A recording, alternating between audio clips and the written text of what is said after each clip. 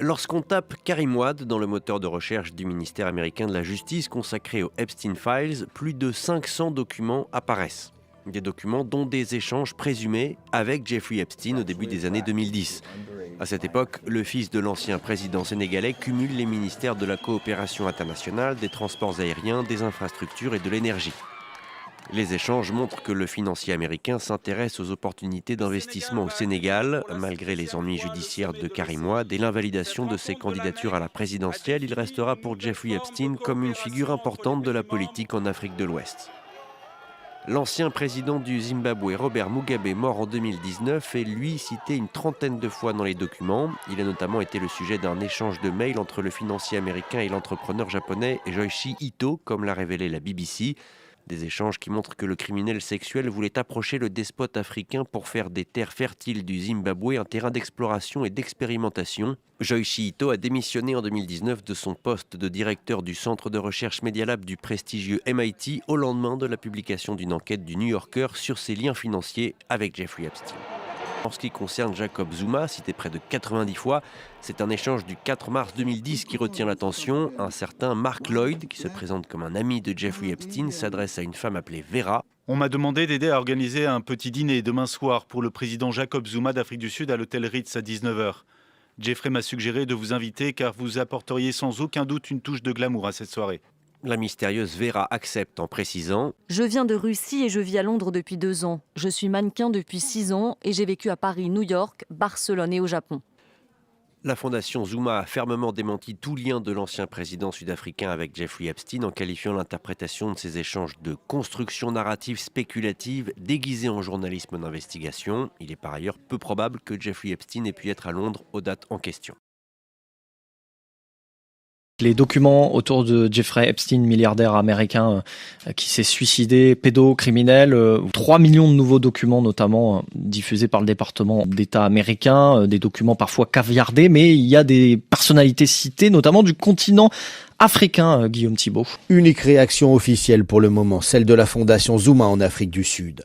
Dans un message de 2010 diffusé par la presse locale, Jeffrey Epstein suggère la présence d'un mannequin pour ajouter du glamour lors d'un dîner en l'honneur de Jacob Zuma, alors chef de l'État. Sa fondation a nié tout lien avec Epstein et estime l'affaire désormais close. Les documents diffusés montrent les méthodes et l'influence de l'ex-homme d'affaires au Nigeria, au Kenya comme en Côte d'Ivoire. En 2012, après la crise politique, Epstein écrit à Ehud Barak, l'ancien premier ministre israélien devenu intermédiaire dans la vente d'armes. Avec l'explosion des troubles civils et le désespoir de ceux au pouvoir, n'est-ce pas parfait pour toi ? À terme, un important système de surveillance sera vendu à la Côte d'Ivoire d'Alassane Ouattara. Et Jeffrey Epstein qui rencontre le fils du président ivoirien, sa nièce également, Guillaume ? Nina Keita connaît Epstein depuis 2002. Elle apparaît plus de 300 fois dans les dossiers diffusés par la justice américaine et elle évoque aussi dans un message adressé aux manias américains la détention de Karim Ouad. En janvier 2016, alors que le fils de l'ancien président sénégalais est en effet en prison, Epstein écrit qu'il souhaite intervenir pour son ami. Il affirme avoir personnellement réglé un solde financier et il évoque la volonté d'exercer des pressions diplomatiques sur Macky Sall. Le président sénégalais a gracié Karim Ouad en juin 2016. Merci beaucoup pour toutes ces explications, Guillaume Thibault.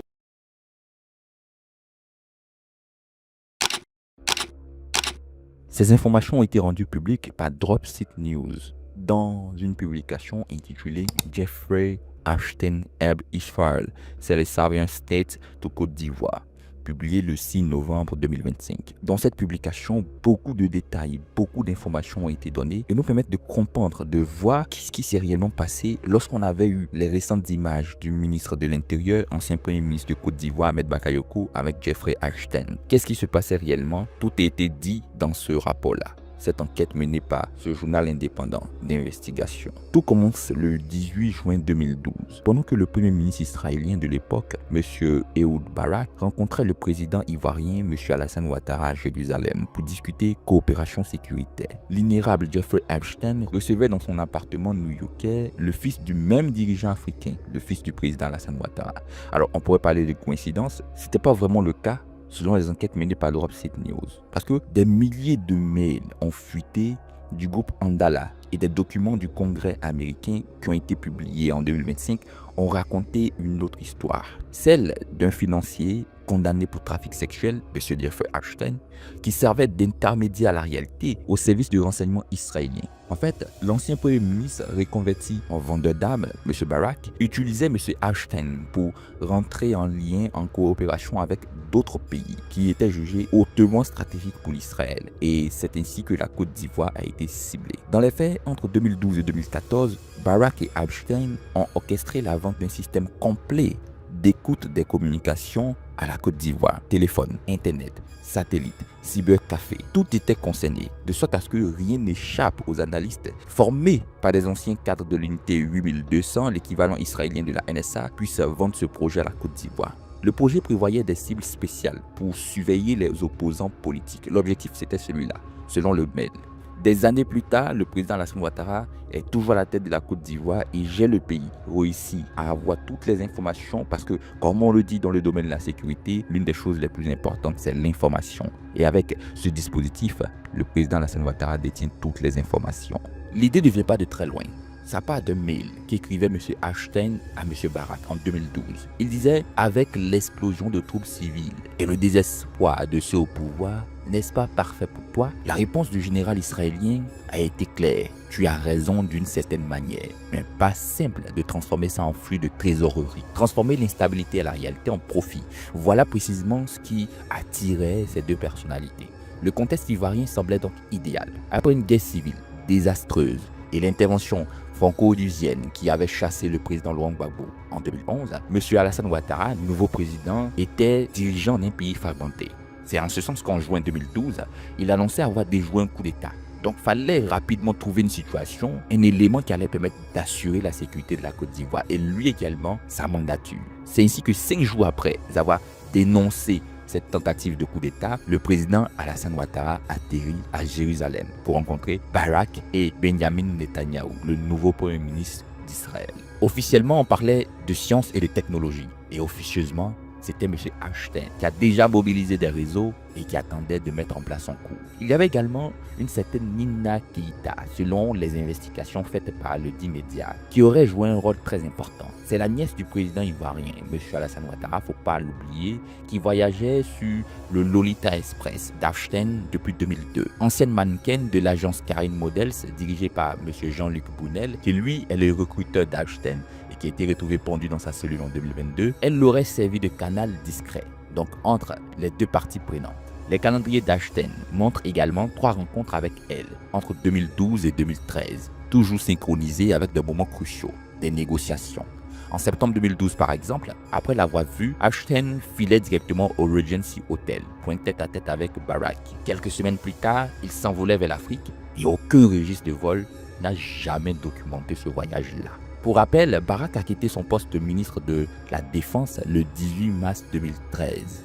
24 heures après, il recevait par mail les plans détaillés de MF Group, une société franco-israélienne spécialisée dans les projets sensibles en Afrique. Au menu, un centre de surveillance de communication mobile et Internet, plus un réseau de vidéosurveillance à Abidjan. Les mails entre Barak et son beau-frère Doron Cohen ne mentionnaient jamais de nom. Seulement, c'était des initiales cryptiques qui étaient utilisées. Et il y avait par exemple ce mail-là qui en disait long, où il était écrit « J'ai eu une bonne réunion avec MF et AM aujourd'hui. Je serai content de te briefer. Je serai seul dans ma voiture entre 4h15 et 5h du matin », écrivait Cohen en avril 2013 à M. Barak. Mais les choses ont failli capoter lorsque l'ONU a failli jouer un rôle important en Côte d'Ivoire. Parce que le 17 avril 2013, les inspecteurs onusiens découvraient des dizaines de caisses de munitions israéliennes au palais présidentiel ivoirien et à la base navale d'Atekoubé. Rapidement, ils sont montés au créneau parce qu'il y avait l'embargo sur les armes imposé depuis 2004 qui était encore en vigueur. Et chose étrange, les caisses portaient même des marques espagnoles. Preuve d'un contournement via un pays tiers qui avait été appliqué à l'époque. Le Conseil de sécurité a donc prolongé les sanctions d'1 an, donc le 25 avril. Barak n'a pas paniqué. De retour en Israël, le 15 mai, il appelait un certain Amos Malka, ancien chef de renseignement militaire et président de Plasan, fabricant de gilets pare-balles et de véhicules blindés, dont 5 tonnes auraient été interceptées pendant cette période-là, qui se dirigeait vers Abidjan. Puis, Mickey Fredman, PDG d'LB Systems et consul honoraire de Côte d'Ivoire en Israël. Feldman connaissait bien l'Afrique de l'Ouest. Son entreprise avait vendu des hélicoptères militaires à la Côte d'Ivoire pendant la première guerre civile, orchestrée à partir de 2002, malgré les embargos. Enfin, Barak aurait contacté un certain Sidi Tiemoko Touré, qui à l'époque était directeur de cabinet du président Alassane Ouattara pour organiser une visite à Abidjan en août de la dite année. Avant de partir, Barak demandait à l'entreprise de renseignement privé Ergo un dossier complet, aussi bien sur le président Alassane Ouattara que sur son entourage. Il vous souvient que cette méthode avait été appliquée en 2004 contre le président Laurent Gbagbo et son entourage, où on a retrouvé les dossiers fichés dans les ordinateurs des militaires, des soldats français à l'hôtel Ivoire. Il demandait également un organigramme détaillé des services de défense, de sécurité intérieure, des profils psychologiques des conseillers, la cartographie du pouvoir. Il voulait tout, rien ne devait manquer. Pour la couverture officielle, son gendre lui préparait une proposition fictive de construction d'hôpitaux au Nigeria et en Côte d'Ivoire. C'est ainsi que, du 1er au 3 août 2013, Barak a rencontré le président, son chef d'état-major et son ministre de l'Intérieur, M. Ahmed Bakayoko. Ils auraient dîné chez un certain Marcel Lamontano, qui à l'époque était également le bras droit du président Alassane Ouattara. De retour en Israël, en pleine nuit, Barak aurait appelé immédiatement Stanley Fischer, gouverneur de la Banque d'Israël et ancien collègue du président Alassane Ouattara au FMI dans les années 90. Objectif, récupérer quelques informations et avoir tout ce qui pourrait aller en sa faveur. Quelques jours après, l'ambassadeur ivoirien Jean-Baptiste Gomis l'a contacté et disait ceci, selon le mail intercepté. Je saisis l'occasion pour vous demander une rencontre afin de parler de votre impression, de votre visite en Côte d'Ivoire et surtout, comment peut-on avancer. Les affaires vont continuer jusqu'au 16 septembre 2013 où la proposition technique va atterrir dans la boîte mail de M. Barak. 13 pages qui ont été rédigées par Aaron Zevi Farache, ancien chef du renseignement militaire, et Amon Enger, tous deux des vétérans de l'unité 8200. L'architecture clairement décrite transformerait la Côte d'Ivoire en panoptique numérique. Interception des appels téléphoniques, surveillance satellitaire, écoute des radios tactiques, monitoring des cybercafés. Toutes les données convergeaient vers des serveurs de traitement analysés par des opérateurs formés en Israël, puis synthétisés en rapport pour les dirigeants ivoiriens. Farache et Unger avaient perfectionné ces techniques en Palestine, occupée durant les deux infadas entre 1990 et 2005, donc les deux guerres qui ont eu lieu là-bas. Ils savaient exactement ce qu'ils vendaient. Le document se basait sur l'expérience accumulée pendant le service d'Amon et la mienne dans l'unité, disait Farak à Barak. Et il a aussi rajouté, je crois que cela passe le test d'exportation de savoir-faire. Je pensais qu'ils étaient appropriés de porter cela à ton attention. Même pour du matériel non qualifié, la loi israélienne sur le contrôle des exportations de défense exige une licence pour transformer du savoir-faire militaire. Bref, Barak répondait qu'il serait probablement en contact avec le client vers la fin du mois. C'est ainsi que 8 septembre 2013, il s'envolait vers New York pendant la 68e Assemblée Générale de l'ONU où Einstein avait organisé son agenda pour 3 rencontres très importantes. La première, rencontre avec Michael Bloomberg, ça n'a rien à voir avec la Côte d'Ivoire. Rencontre avec l'ambassadeur britannique Peter Mandelson, rien à voir avec la Côte d'Ivoire. Rencontre avec Ariane de Rothschild, rien à voir avec la Côte d'Ivoire. Rencontre avec Joshua Cooper Rameau, conseiller d'Henry Kissinger, rien à voir avec la Côte d'Ivoire. Et c'est là, cette dernière rencontre-là qui est très intéressante. Rencontre avec Monsieur Sidi Tiemoko Touré, le directeur de cabinet du président Alassane Ouattara. C'est là que les choses se sont totalement, pas effectivement décantées. Einstein a envoyé à Barak l'adresse mail personnelle de M. Sidi Touré. Il disait dans ce mail, chef d'état-major de Ouattara, il arrive demain.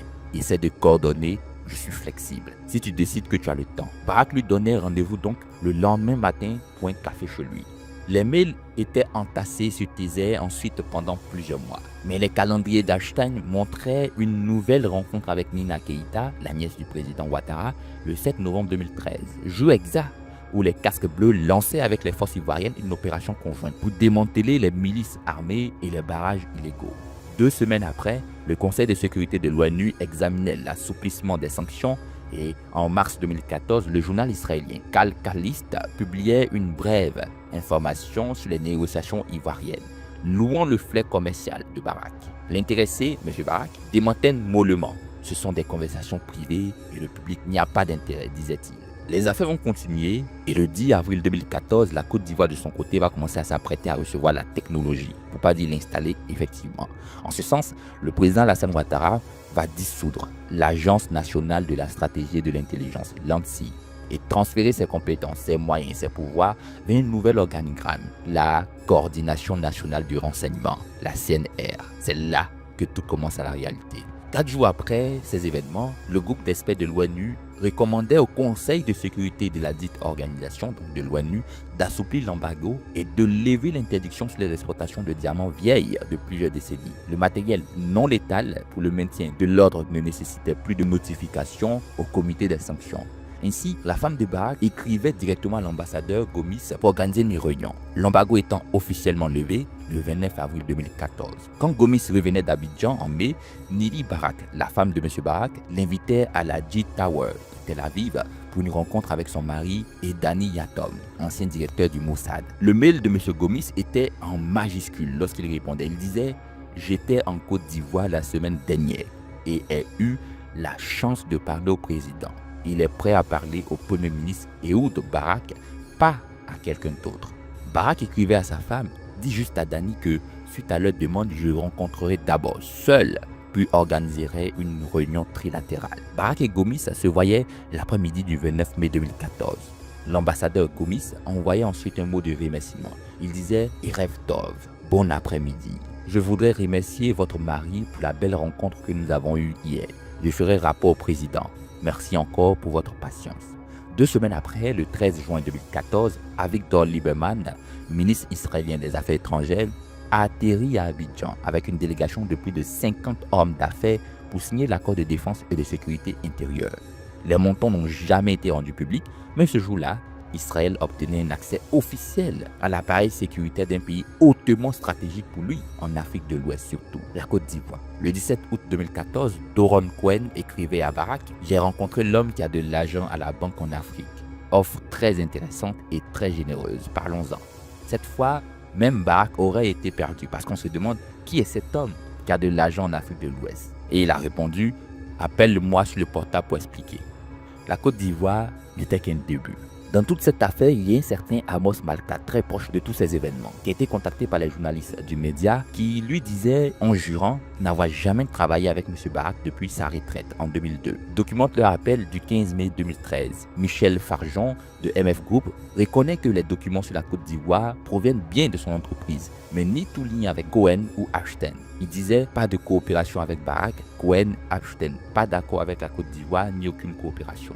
Puis, comme s'il regrettait d'en avoir trop dit, il a ajouté « Je ne vois pas comment ou pourquoi Barak aurait pu accéder à mes documents. » Continuez à creuser. C'est là qu'on se rend compte qu'il y a historiquement un événement, pour ne pas dire une situation proche de celle-ci. Ce n'est pas la Côte d'Ivoire qui est la toute première. Parce que avant la Côte d'Ivoire, il y avait entre 2013 et 2014 l'action de Ashton et Barak qui avait déjà été négociée, pour ne pas dire commencée, avec un accord similaire dans le cadre de sa coopération avec la Mongolie. La Mongolie est un pays enclavé entre la Russie et la Chine, riche en cuivre et charbon. Lawrence Summers, ancien secrétaire du Trésor américain et président de l'université d'Harvard, participait au conseil consultatif proposé par le duo. Summers recommandait à Ulaanbaatar de créer un fonds souverain pour investir agressivement en bourse et améliorer ses relations avec le géant minier Rio Tinto. Parallèlement, Barak proposait des technologies de sécurité de surveillance développées par d'anciens officiers israéliens. La diplomatie économique cachait la vente d'expertise militaire à la réalité, parce que les négociations mongoles ont abouti en 2014 à un accord de coopération sécuritaire entre Israël et Ulaanbaatar, le même schéma qu'en Côte d'Ivoire, parce qu'il y avait instabilité réelle ou perçue, intervention d'Ashton comme facilitateur social, implication de personnalités économiques responsables, puis signature d'un accord officiel entre États. Le privé et le public se confondaient, on pourrait le dire ainsi. C'est donc au regard de tous ces événements qu'on pourrait dire que le président Alassane Ouattara, ayant misé sur ce facteur, a réussi, pour pas dire est toujours à la tête de la Côte d'Ivoire, après beaucoup de situations qui auraient pu l'empêcher d'être à la tête du dit pays. Il y a aussi un autre facteur qui est très intéressant, celui de sa nièce. Nina Keïta, l'ancienne mannequin, a été nommée en 2019 directrice générale adjointe du port autonome d'Abidjan. Et c'est là qu'on s'interroge réellement à ce qui se passe avec le cas ivoirien. Quel est l'intérêt derrière la Côte d'Ivoire? En fait, le cas ivoirien s'inscrit dans une stratégie israélienne plus vaste. Depuis les années 2000, l'État hébreu exporte massivement des technologies de surveillance. D'abord, testées, ça c'est très important de le signifier, en Cisjordanie et à Gaza. Le pitch commercial est simple. Combat, proven, valider au combat. Ce qui fonctionne contre les Palestiniens fonctionnera contre vos opposants. C'est la stratégie qui est là. Ainsi, NCO Group et son logiciel espion Pegasus incarnaient cette industrie-là, pour pas dire incarnent cette industrie-là. Le Ghana a acheté Pegasus entre 5,5 et 8 millions de dollars en 2015 via un contrat dit opaque. Le Maroc, l'Arabie Saoudite, les Émirats Arabes Unis, le Bahreïn, le Rwanda, plein de pays l'ont acheté. Pegasus a donc permis à plusieurs pays de se protéger et de faire en sorte qu'aucune agression et même événement ne puisse atteindre le pouvoir du président en place. Donc, assurer d'abord sa sécurité, mais faire en sorte que rien ne soit hors de contrôle. Ce qui nous intéresse désormais, c'est le cas Ashton. Qui est-il à la réalité? Il est aujourd'hui décrit comme un prédateur sexuel. Mais il n'est pas que cela. Il est aussi financier américain. Les milliers de pages publiées par le Congrès américain révélaient un homme qui servait d'interface entre les services de renseignement israéliens et les élites occidentales.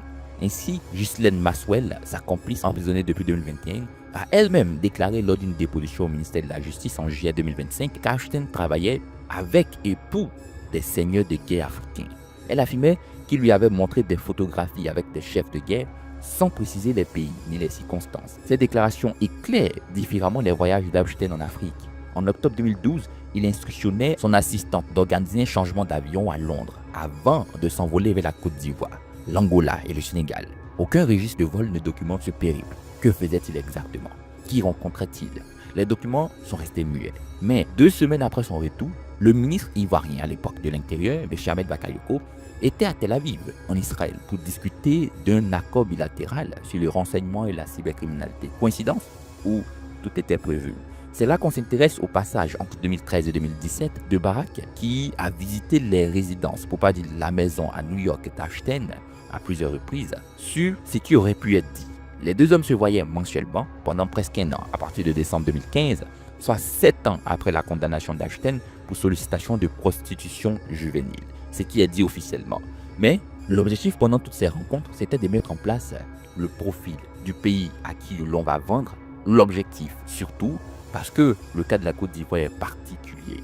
La Côte d'Ivoire est un pays qui avait besoin de sécurité. Donc à l'époque, il fallait donc proposer. Mais aussi, la Côte d'Ivoire abrite une bonne partie de Libanais. Les Libanais qui sont perçus comme étant les ennemis directs d'Israël. Donc développer cet élément de sécurité en Côte d'Ivoire serait aussi garder un œil très important sur les Libanais, mais faire en sorte que cette communauté ne puisse jamais faire quelque chose qui sera hors de contrôle d'Israël. Parce que tout est contrôlé, appel, message, tout est sous contrôle. Voici donc ce qu'il faut comprendre des recherches qui ont été faites par Dropseed News sur cette affaire-là. Les liens sont en description en source, vous pouvez les consulter. Et au-delà de cela, on attend encore d'avoir plus d'informations suite à tous ces événements qu'on sait déjà pour poursuivre et chercher à comprendre la quintessence de la présence d'Ashton en Côte d'Ivoire. Si cela ne va pas donc au-delà de ce qu'on sait déjà, le cadre militaire, est-ce qu'il y avait également d'autres choses qui étaient négociées? On va donc se renseigner en attendant là-dessus. Il faut donc comprendre que ceci n'est pas les recherches de Joseph Sassemon, c'est la sortie de Dropseed News qui a été portée à la connaissance de beaucoup d'Ivoiriens. Vrai ou faux? La question reste posée.